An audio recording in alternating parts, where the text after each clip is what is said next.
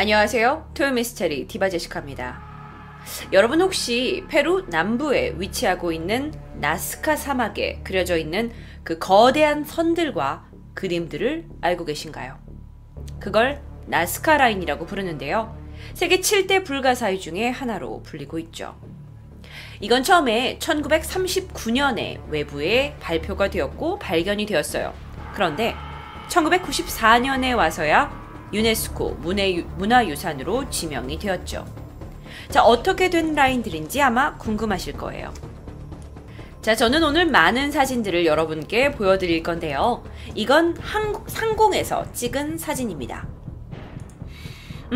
이 라인들은요, 남아프리카 페루의 아주 건조한 고원 사막지대에 새겨져 있어요. 위치로 봐서는 페루의 수도 리마라는 지역에서 약 400km 남쪽으로 내려가면 새겨져 있죠. 이게 하늘에서 내려다보면요, 굉장히 그 광활한 사막에다가 마치 누군가 인간보다 훨씬 큰 존재가 캔버스로 그림을 그리듯이 거인이 정말 이렇게 자유자재로 휘둘러서 그린 듯한 수많은 선들과 도형과 또 뭐 동물들, 새, 꽃과 나무들, 그리고 사람의 모습까지 수없이 펼쳐져 있어요. 조금 더 사진 보여드릴게요. 자, 만약에 우리가 이걸 그냥 상공에서만 봤다면 와, 거대하다 하겠지만 문제는 뭐냐면 이걸 실제로 엄청나게 광활한 곳에 이렇게 새겨져 있기 때문에 여기에 여러분이 정말 섰을 때는 이게 도형인지 어떤 그림인지 전혀 모른다는 게 문제인 거죠. 자, 그렇다면 이런 게 왜 만들어졌냐는 거예요. 어디에서부터 이게 시작이 됐냐는 거죠. 기원 후 400년에서 한 600년 사이에 이곳에 그 나스카 사막이잖아요. 나스카 문명에 의해서 만들어진 것으로 아직 추측만 되고 있어요. 이들 가운데는요, 이렇게 새 모양처럼 직선도 있지만요, 여러 가지 곡선으로 복잡한 디자인까지 만들어져 있죠. 정말 수백 개에 달하는 그림들이 있는데 여기에 더 신기한 건 이렇게 뭐 자연의 모습만을 다룬 것이 아니라 이런 사람의 모양도 존재하고 있다는 거죠. 가장 큰 거는요, 지름이 200m 이상 되는 곡선의 모양들도 있다고 해요. 자, 그럼 이런 나스카 라인은 처음 언제 기록이 되었을까요? 1553년입니다. 페드로라는 사람의 한 책에서 이 나스카 사막에 무언가 그림들이 그려져 있다라는 게 언급이 된 적이 있어요. 근데 당시의 사람들은 여기에 별로 관심을 가지지 않았고 또 그 사람이 이 나스카 이 라인들이 그려져 있는 곳의 위치를 저서에다가 잘못 기재를 한 거예요. 그러다 보니 제대로 찾을 수도 없었고요. 그렇게 400년이라는 시간이 지나버립니다. 그리고 400년 후 1927년 페루의 한 고고학자 토리비오라는 사람이 하이킹을 하려고 언덕에 올라갔다가 이러한 모양들이 줄지어서 있는 걸 보고 뭔가 이게 이상하다 생각을 하고 이걸 1939년 학회에 보고하게 됨으로써 세상에 알려지게 되는 거죠. 그런데 이 나스카 라인에 대해서 실질적인 본격적인 연구가 시작된 건 그때가 아니었어요. 미국에서요, 역사 교수였던 폴 코삭이라는 사람이 고대 문명에 대해서 연구를 하기 위해서 페루 지역에 오게 됩니다. 그리고 나서 이 사람이 페루에서 실제로 그 사람이 연구하고 싶어 했던 건 뭐냐면 관계시설이에요. 관계시설이라는 건 수로를 얘기하는 거죠. 그 관계시설에 대해서 연구를 하려고 비행기를 띄워가지고 상공에서 페루를 날아보다가 뭐야 저거? 저거 무슨 이상한 모양들이 이 사막에 지금 펼쳐져 있잖아! 하고 그때 이 나스카 라인들을 발견하기 시작했어요. 정말 거대하고 게다가 정교하기까지 한 이 나스카 라인에 이 폴 교수가 완전히 빠졌고요. 그러면서 이제 자신들의 친구들을 모으기 시작합니다. 이때 독일의 고고학자이면서 수학자인 마리아라는 사람을 여기 참여시켜요. 그래서 본격적으로 과연 이 나스카 라인들은 어떻게 만들어졌고 누구에 의해 만들어졌고 왜 만들어졌는지에 대해서 연구하기 시작하죠. 자, 그 연구는 지금까지 계속됩니다. 제가 오늘 말씀드렸죠. 세계 7대 불가사의 중에 하나라고요. 여전히 명백한 이유들에 대해서는 여러 가지 가설들이 있어요. 처음 연구가 시작되고 나서 80년, 100년이 지난 오늘까지도 계속해서 나온 연구 결과들은 가설일 뿐이죠. 입증할 만한 증거들은 나타나지 않고 있고요. 제가 지도 하나를 보여드릴게요. 이 지도를 보시면 이게 실제로 광활한 사막에 이 나스카 라인들이 군데군데 펼쳐져 있는 지도입니다.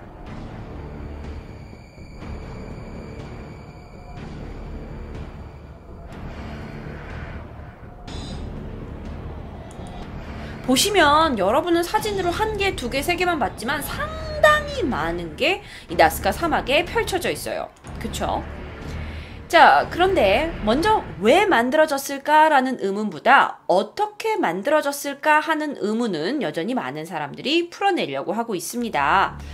먼저 사람들은요, 그때 당시 비행기가 없었을 때니까 이건 우주인들이, 외계인들이 만들었을 거라는 설이 물론 당연히 많이 있었어요. 또는 만약에 이걸 사람을 만들었다 하더라도 하늘에 올라가서 야, 모양을 이렇게 하고 이렇게 해라 라고 지휘하지 않았다면 결코 이거는 만들었을 수가 없을 것이다 라는 의견이 있기 때문에 이제 많은 의견들이 있었는데, 또 일반 어떤 학자들의 연구에 의하면 사실 간단한 도구만 있어도, 측량 기구만 있어도 충분히 이건 만들 수 있다라는 의견도 있고요. 여전히 말이 많아요.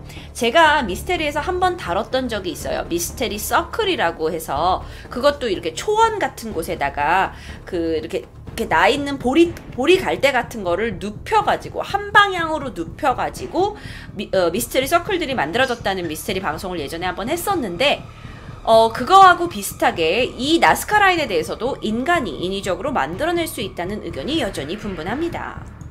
실제로 고고학적인 발굴을 통해서 이 라인이 만들어지는 곳의 마지막 부분에서 나무로 만든 말뚝들이 발견이 됐다고 해요. 자, 그 얘기는 뭐냐면 누군가 인위적인 힘으로 말뚝을 박아서 디자인을 하고 만들었다는 얘기죠.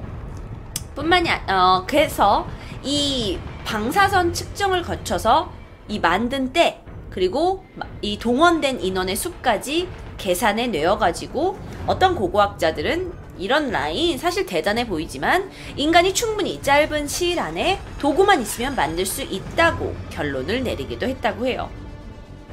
자, 그렇다면 과연 어떻게 만들었을까요? 실제로요, 여러분이 보시기에 위에서 상공에서 보면 그냥 이런 모습이에요. 그쵸?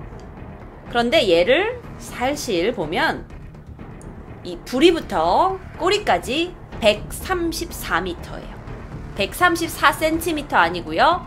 134m의 거대한 새의 모양입니다. 자, 이걸 어떻게 만들었냐? 양쪽 끝에다가 말뚝이 박아져 있잖아요. 이걸 줄로 연결하고 줄을 따라서 얇은 또랑을 만들었대요. 그래가지고 거기다가 이제 디자인을 하고 만들었다는 건데, 글쎄요, 여러 가지 여전히 방법론이 제공이 되고 가설로 있곤 하지만, 문제는 뭐냐면은 어떻게 이게 지금까지 선명하게 보존될 수 있느냐는 또 다른 미스테리로 남아버리는 거예요. 그렇지 않아요? 아니, 이게 만약에 기원 후에 400년, 600년도에 나스카 문명이 있었고 그때 만들어진 거라면 이게 왜 지금까지 선명한 모양으로 남아있는가는 미스테리인 거죠. 정말 그러고 보면요, 내 미스테리에서 다루는 것들 중에 정말 인간이 머리로서 이해하기 힘든, 과학으로서 풀기 힘든 미스테리가 정말 전 세계 곳곳에 있어요. 물론 이런 의견이 있습니다. 이 나스카 사막은 굉장히 특별한 기후지역이에요. 여긴 지구상에서 가장 건조한 지역으로 불리고 있어요. 그렇기 때문에 이 라인들이 건조한 지역에 있다 보니까 그대로 유지된 게 아니냐라는 가설도 있고요. 자, 그렇다면 이건 왜 만들어진 걸까요? 목적이 뭐냐는 거예요. 전문적으로 이 나스카 라인을 연구하는 사람들은요, 조심스럽게 가설을 제시는 하긴 하지만 약간 흥미 위주인 경향이 많아요. 예를 들어서 1960년대와 70년대에 UFO와 우주인에 관련된 소문들이 굉장히 무성했을 때, 그래서 사람들의 관심을 끌 때 이 나스카 라인 이거 혹시 우주인한테 만들어진 거 아니야? 아, 이거 우주인들이 지구의 기착지로 이 나스카 사막을 점령을 하고 자기가 그 우주 라인을 띄울 어떤 그 활주로 표시를 이렇게 디자인한 거다라는 주장이 나왔어요. 근데 그게 약간 성급했다라는 의견도 있죠. 근데 그런 의견들이 굉장히 많이 나와요. 그러니까 무조건 외계인과 관련된 많은 의견들이 나오고 있습니다. 자, 또 다른 주장은요. 이걸 만든 사람들이 외계인이 아니라 정말 1세기부터 이 지역에 살면서 나스카 문화라는 거를 막 발전시켰는데 그게 나스카 문화가 점차 쇠퇴하면서 나스카 사람들이 이제 사라져 버렸거든요. 그런데 그들이 아무래도 이제 원시적인 시대에 살았던 사람들이니까 좀 더 종교적인 의도에서 이걸 만든 게 아닌가라는 의견도 있어요.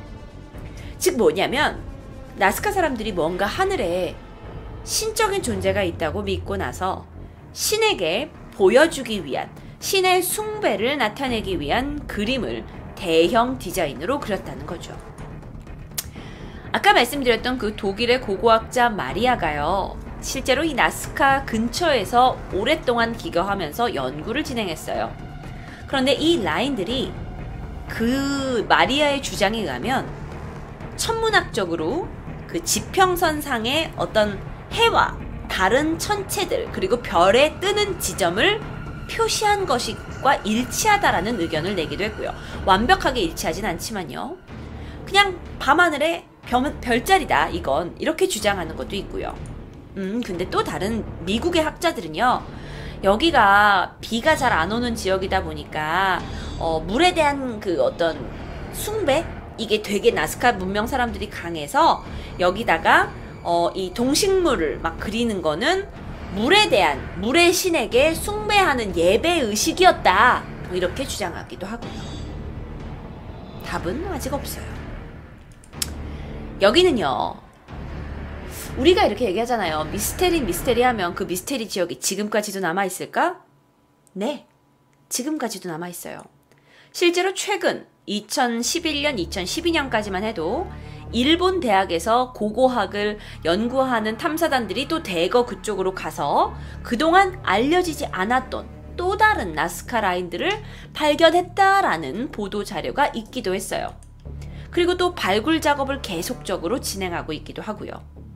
정말 전 세계적으로 많은 그 미스테리한 것을 연구하는 사람들이 모이는 곳이에요. 제가 살짝 사진으로 준비한 것들을 좀 더 보여드리면 바로 이게 나스카에서 발견되고 있는 각종 모양들의 도형입니다.